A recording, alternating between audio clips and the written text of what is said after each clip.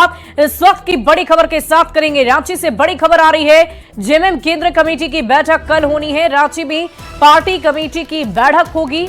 CM सह JMM कार्यकारी अध्यक्ष हेमंत सोरेन शामिल होंगे। विधानसभा चुनाव के परिणाम की समीक्षा की जाएगी। प्रचंड बहुमत के साथ हारने वाली सीट की भी समीक्षा होगी। जेएमएम महाअधिवेशन को लेकर भी फैसला लिया जाएगा। तो इस वक्त की बड़ी खबर राजधानी रांची से आपको बता रहे हैं। रांची में पार्टी कमेटी की बैठक होनी है, जिसको लेकर तैयारियां पूरी की जा चुकी है। बैठक में सीएम हेमंत सोरेन भी शामिल होंगे और जेएमएम महाअधिवेशन को लेकर भी इस बैठक में महत्वपूर्ण रूप से फैसला लिया जा सकता है।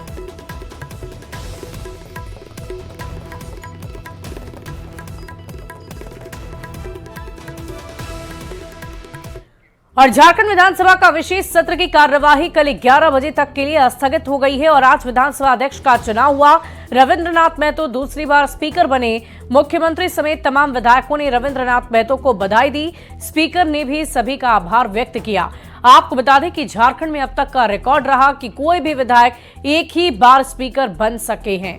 साथ ही स्पीकर के पद पर रहते हुए कोई भी जनप्रतिनिधि विधानसभा का चुनाव नहीं जीत पाए, लेकिन रविंद्रनाथ महतो ने यह रिकॉर्ड तोड़ दिया। उन्होंने पहली बार 2005 में नाला विधानसभा सीट से जीत दर्ज की थी।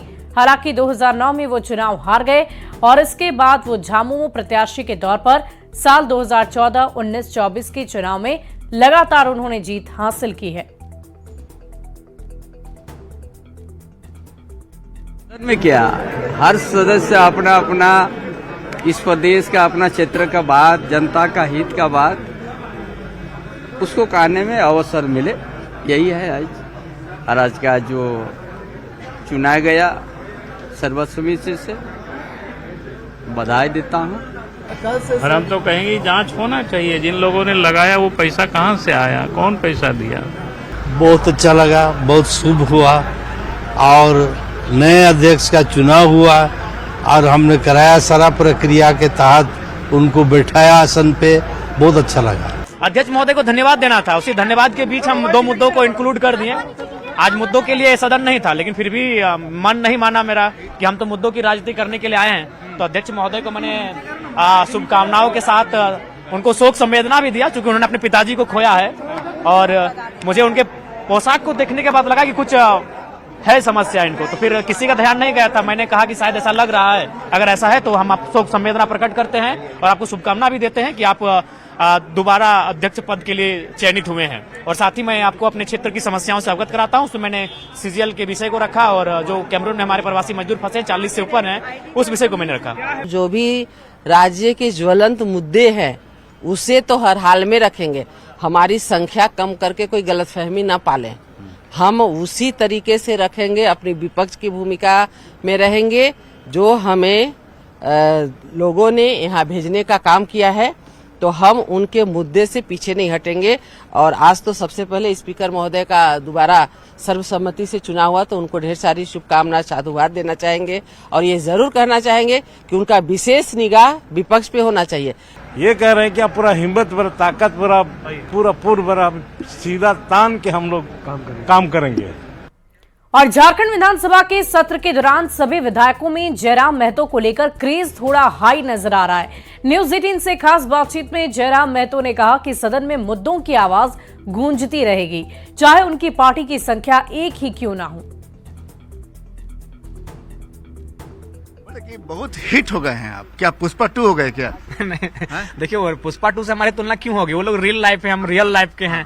हम लोगों के बीच दिलों में जगह रियल लाइफ में बनाए हैं। तो हम जनता की मुद्दों के साथ जगह बनाए हैं, वो अपनी एक्टिंग से बनाए हैं। तो दोनों का तुलनात्मक अध्ययन नहीं हो सकता है। यानी ऐसा लगता है जब विधानसभा से बाहर निकलते हैं तो सबसे ज्यादा भीड़ तो से आप ही पर आती है, तो कैसे मुश्किल होता है इसे टैकल करना? नहीं, आदत बन चुकी है, हमें आदत बन चुकी है और ये जनता का, लोगों का प्यार है। उम्मीद एक भार नहीं लगता है कि जब हम एक विधायक आप चुनकर आए हैं तब इतनी ज्यादा भीड़ है, जिस दिन अगली बार विधायकों की संख्या अगर बढ़ जाती है तो यह भार दोगुना तिगुना हो जाएगा? देखिए, भार दोगुना तिगुना होगा और उसके लिए भी हम लोग सक्षम हैं, तैयार हैं और जरूर उसका निर्वहन करेंगे। एक बात बताइए, क्या हम लोग देख सकते हैं कई भविष्य में कि जयराम महतो किसी मुद्दे के समर्थन में सरकार के साथ होंगे?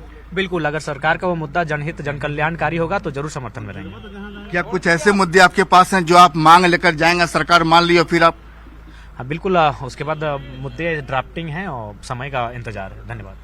तो जयराम मातो साहब बता रहे हैं कि उम्मीदों का बोझ तो है, उम्मीदों का भार तो है, लेकिन हाँ अगर कुछ ऐसी बातें हुई, कुछ ऐसे मुद्दे हैं जिसको लेकर जयराम मातो सदन पहुंचे हैं, सरकार ने उन बातों को मान लिया या मांगने पर विचार करेगी, तो जयराम मातो सरकार के साथ होंगे।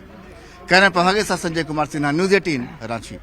और न्यूज 18 से खास बातचीत में जामा से जेएमएम विधायक लुइस मरांडी ने कहा कि मंदिर आना था, मंदिर आ चुकी हूं।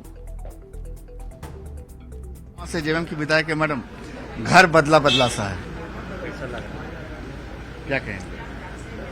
देखिए, जब हम इस विधानसभा भवन का पहला उद्घाटन सत्र हुआ था, तो उस दिन भी हम थे और आज भी हम हैं। तो मेरा घर कहीं कोई बदला नहीं है, घर यही है, बिल्डिंग वही है, दरवाजा वही है। अच्छा, बोले कि दुमका से आप आती थी पहले विधायक, अब जामा से हैं। जब प्रवेश करती हैं तो दुमका पहले दिमाग में रहता है या फिर जामा? देखिए, ऐसा कुछ नहीं है। हम जहाँ रहते हैं, हम बॉर्डर में रहते हैं, तो हम पहले भी दोनों ही क्षेत्र के लोगों को देखते रहे हैं। दुमका तो मान लिया देखते ही थे, लेकिन जामा के लोग भी मेरे पास आते थे, क्योंकि मेरा घर के पीछे जो पड़ता है वो जामा क्षेत्र पड़ता है, तो कोई नया कुछ भी नहीं है। विधानसभा में जब आप बैठी 2 दिन, तो बहुत सारे ऐसे आपके पुराने साथी उधर बैठे थे, आप इधर बैठे थे। कुछ विधानसभा में जितने भी सम्मानित सदस्यगण हैं, सभी माननीय हैं और सभी अपने हैं। एक आखिरी सवाल कि लुइस मरांडी जी को दुमका पसंद है, ये आज भी दिल में दुमका है, या फिर जामा को आप पकड़ चुकी हैं? लुइस मरांडी को जनता पसंद है। लुइस मरांडी जी साफ बता रही हैं कि लुइस मरांडी को जनता पसंद है। दुमका और जामा को लेकर सवाल पर डिप्लोमेटिक जवाब है, बता रहे हैं कि मंदिर आना था, मंदिर आ चुकी हैं। कहने प्रभागे साथ संजय कुमार सिन्हा, न्यूज 18 रांची। वहीं झारखंड विधानसभा चुनाव में इस बार कई चेहरों ने चौंका दिया है। खूंटी से जेएमएम विधायक रामसूर्य मुंडा का नाम भी पहली बार विधायक बनने वालों में शामिल है। रामसूर्य मुंडा ने बीजेपी के कद्दावर नेता और पूर्व मंत्री नीलकंठ सिंह मुंडा को चुनावी मात दी है। न्यूज 18 संवाददाता से खास बातचीत में जेएमएम विधायक ने क्या कुछ कहा है, आपको सुनवाते हैं। झारखंड में इस बार कई नए विधायक चुनकर आए हैं, जिनकी चर्चा सदन से लेकर पूरे झारखंड में हो रही है। इसमें से एक विधायक हैं जेएमएम के खूंटी से रामसूर्य मुंडा। रामसूर्य मुंडा इसलिए चर्चा में है क्योंकि इन्होंने बीजेपी के कद्दावर नेता और पूर्व मंत्री नीलकंठ सिंह मुंडा को चुनावी मैदान में मात दी है। रामसूर्य मुंडा जी, बहुत लोग तो अभी आपको रांची आए होंगे तो पहचानते भी नहीं है, लेकिन आपने जो पहचान बनाई जिसको हराकर, वो लोग याद रखेंगे। जी देखिए, जनता ने हमें स्वीकार किया और भारी बहुमत से जिताने का काम किया। मैं उन सबों का जो भी मांग होगी उस मांग पर खरा उतरने का कोशिश करूंगा। देखिए, हमारे खूंटी विधानसभा क्षेत्र में विकास काम पिछले 25 साल में नहीं हुई थी, वो काम को मैंने पूरा करने का वादा किया हूँ। जैसे कौन कौन सा काम आपको लगता है प्राथमिकता? जैसे गांव देहात में मैं चुनाव के दौरान घुमा, कुछ ऐसे गांव हैं जहां अभी भी गाड़ी जाने के लायक नहीं है। जी देखिए, ये तो आलाकमान का फैसला था, आलाकमान ने हमें चुना और दिया और जनता ने हमें भारी बहुमत से जिताने का काम किया। मेरा कल पहला दिन था और मैंने सदन में बैठा और काफी कुछ सीनियर लोग से सीखने का मौका मिला और आज भी वही चीज मैंने किया, फॉलो किया। बहुत कुछ मैं सीख रहा हूँ। जैसे अभी तो प्रश्न काल भी डालना है, तो उसको कैसे लिखना है, कितने शब्दों में लिखना है, ये सब भी जानकारी अभी लेनी है। जी हाँ, बिल्कुल। आप लोग ट्रेनिंग भी होना है, ट्रेनिंग का भी लेंगे आप? जी, ट्रेनिंग लेंगे। तो देखिए, ये रामसूर्य मुंडा जी हैं। आप इनके चेहरे से एक बार ऊपर से लेकर नीचे तक देखिए कि कैसे पहली बार चुनाव जीत कर आए हैं और जिनको इन्होंने चुनावी मैदान में हराया है वो कोई छोटे बीजेपी के नेता नहीं है। नीलकंठ सिंह मुंडा सभी लोग जानते हैं, पूर्व मंत्री रहे हैं, 5 बार के विधायक रहे और उनको पहली बार में ही इन्होंने मात दी है। कैमरा पर्सन संत के साथ अविनाश कुमार, न्यूज 18 रांची। रांची में ट्रैफिक चालान को लेकर बयानबाजी तेज हो गई है। बीजेपी विधायक सीपी सिंह ने रांची के करबला चौक के पास जालीदार टोपी वालों का चालान नहीं काटे जाने का आरोप लगाया। इस पर इरफान अंसारी ने पलटवार किया है।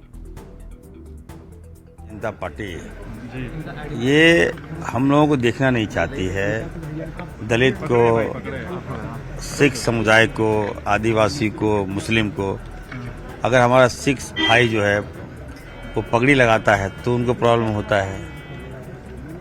आदिवासी अगर गमछा लगा के सर में बाइक में चलाता है तो प्रॉब्लम होता है। भीम का टोपी अगर हमारा दलित पहनता है तो भाजपा को प्रॉब्लम होता है, सीपी सिंह को प्रॉब्लम होता है। अगर इरफान सारी टोपी पहन के चलाता है तो उनको प्रॉब्लम होता है। अब बताइए कितना ये लोग जानकार आदमी है, कितना सातिर है, बताइए समाज में किस तरह से जहर उगलने का ये लोग एक्सपर्ट है। ये लोग तो जनता ने सबक सिखा दिया, अब थोड़ी इनके बात को सुनेगा। नियम जो कोई भी तोड़ेगा तो कानून के दायरे में आएगा, चाहे वो मंत्री हो, सांसद हो, विधायक हो या आम जनता। लेकिन सिर्फ एक ही इलाके में, रतन टॉपिक में क्यों नहीं, करवाला चौक में क्यों नहीं, क्या वहाँ पर जालीदार टोपी ही हेलमेट है क्या? बड़ी खबर राजधानी रांची से है, जहां झारखंड ऊर्जा विभाग और पर्यटन विभाग में हुई फर्जीवाड़े में अब तक करीब 130 करोड़ रुपए की अवैध निकासी का पता चला। इस मामले में अब तक करीब 50 करोड़ रुपए फ्रीज किए जा चुके हैं। बावजूद इस खेल में रकम बढ़ाने के आसार है, क्योंकि इस खेल में शामिल बड़े किरदार अब तक कानून के शिकंजे में आने बाकी हैं। इस पूरे मामले की जानकारी देते हुए झारखंड पुलिस के डीजीपी अनुराग गुप्ता का कहना है कि इन पैसों को करीब 900 फर्जी बैंक खाते में भेजा गया।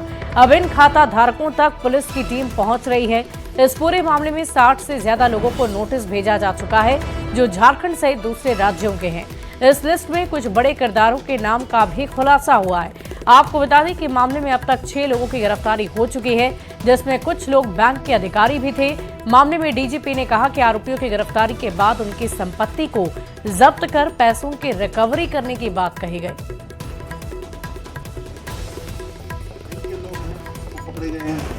लेकिन जो मेन करता है, जिन्होंने मेन पूरा घोटाला किया है, उनमें से कोई भी आदमी अभी तक नहीं पकड़ा गया है, लेकिन सारे आदमी चिन्हित हैं और हमारी कार्रवाई सब पे चल रही है। और मुझे उम्मीद है कि अगले 1 सप्ताह 10 दिन में हम सब नहीं तो कईयों को पकड़ लेंगे। इसके अलावा जो पैसा गया है, जो जिन फर्स्ट लेयर में, जिसको हम कहते हैं अभी जीरो माने जो अकाउंट है उसको जीरो लेयर बोलते हैं, और जिन लेयर में गया है उन सभी को हम लोगों ने 41 नोटिस सर्व किए, पूरा रचा है, ये षड्यंत्र रचा है। जब वो पकड़े जाएंगे तो उनकी प्रॉपर्टीज या उनसे पैसा से हम लोग काफी हद तक, पूरा तो नहीं लेकिन 30-40 करोड़ हम वहां से जरूर बरामद कर लेंगे ऐसा। और देवघर से इस वक्त की बड़ी खबर आपको बताएं, बैद्यनाथ मंदिर के गर्भगृह में छेड़छाड़ से जुड़ा हुआ मामला। डीसी ने इस पूरे मामले पर संज्ञान ले लिया है। मुख्य प्रबंधक और कर्मी पर कार्रवाई की गई। कर्मी हरि लाल पांडे निलंबित किए गए। मुख्य प्रबंधक रमेश परिहस्त के सभी वित्तीय और प्रशासनिक शक्तियों को तत्काल प्रभाव से वापस ले लिया गया है। गर्भगृह में कथित छेड़छाड़ का फोटो भी सोशल मीडिया पर वायरल हुआ था। तो तस्वीरें हम आपको दिखा रहे हैं। देवघर में शिवलिंग से कैसे छेड़छाड़ हुई, उसकी तस्वीरें सोशल मीडिया पर वायरल हुई। इस पूरे मामले पर संज्ञान लेते हुए कार्रवाई की गई है। कुछ लोगों को निलंबित भी किया गया है। आपको बता दें कि गैप भरने के चक्कर में गलती से सीमेंट गिर जाने से वो गैप भर गया, जिसको लेकर लगातार सोशल मीडिया पर तस्वीरें वायरल हो रही थी। बैद्यनाथ ज्योतिर्लिंग से जो छेड़छाड़ हुई थी, उसमें डीसी साहब ने एक कमेटी का गठन किया था, जो एसडीओ साहब के नेतृत्व में वो टीम गठित था। और उस टीम का जो निष्कर्ष निकला, उसमें डीसी साहब उन दोषियों को कार्रवाई किए, उन पर जो होना चाहिए था उससे हम संतुष्ट हैं। और हम आशा करते हैं कि आगे से ज्योतिर्लिंग पर और इस तरह का कोई घटना ना हो। इसके लिए हम उपायुक्त महोदय से एक निवेदन है और इस डिसीजन से हम संतुष्ट हैं। मंदिर के गर्भगृह से शिवलिंग का एक फोटो इन दिनों काफी वायरल हो रहा था। उस फोटो में शिवलिंग के चारों ओर जलहरी में कुछ केमिकल लगा हुआ दिख रहा था, जिसके बाद जिला प्रशासन एक्टिव मोड में आकर इसको लेकर जांच करने के निर्देश दिए गए। इस जांच में एसडीओ के नेतृत्व में जांच की गई है और इसमें आपको बता दें कि बड़ी कार्रवाई की गई है, जिसमें एक मंदिर कर्मी को निलंबित किया गया है, वहीं मुख्य प्रबंधक को वित्तीय और इसके अलावा जो है अन्य प्रशासनिक चीज़ों से तत्काल जो है प्रभाव से दूर कर दिया गया था। आपको बता दें कि शिवलिंग के चारों ओर जो है वो सीमेंटेड टाइप का कुछ सब्सटेंस लगाया गया था, जिसको लेकर पंडा समाज में काफ़ी विरोध था कि बिना किसी के सहमति के शिवलिंग से छेड़छाड़ की गई थी। लेकिन अब ये जिला प्रशासन के द्वारा ये कार्रवाई की गई है। हमारे साथ पुरोहित है, हम उनसे बात करते हैं कि इस कार्रवाई से कितने खुश हैं और क्या इस तरह से आगे नहीं हो इसके लिए क्या आप लोगों ने पहल की है? देखिए, तो सबसे पहले मैं ये जानकारी देना चाहता हूँ कि मंदिर में जो भी कार्य होता है यहाँ के तीर्थ पुरोहित की राय ली जाती है, और इस बार जो ये मामला हुआ बिना तीर्थ पुरोहित का जानकारी, और हमारे जो मठाधीश है सरदार पंडा जी ना उनसे आदेश लेके मंदिर के कर्मचारियों के द्वारा जो है बाबा के शिवलिंग के ऊपर केमिकल लगा दिया गया। यह बहुत ही दुर्भाग्यपूर्ण बात है, ये सब नहीं होना चाहिए। कोई भी कार्य होता है जिला प्रशासन और मंदिर श्राइन बोर्ड से आदेश लेके कार्य करते हैं तो अच्छा रहता है, ना वाद और न विवाद में पड़ते हैं, और इस तरह का कार्य आगे से नहीं होना चाहिए। सब संतुष्ट हैं? कार्रवाई से हम लोग संतुष्ट हैं, जो ऐसा करेगा वो वैसा भोगेगा। जाहिर सी बात है कि इस कार्रवाई से लेकर पंडा समाज में जरूर खुशी है, लेकिन पंडा समाज का ये कहना है कि आगे इस तरह का किसी तरह का भी इस तरह से कार्य ना हो, इसको लेकर जिला प्रशासन हमेशा कटिबद्ध रहे और मंदिर गर्भगृह के अंदर किसी भी पूजा पद्धति को बिना सरदार पंडा, बिना पंडा समाज के सहमति के बिना जो है कोई भी कार्य ना करे। मनीष दुबे, न्यूज़ 18 देव।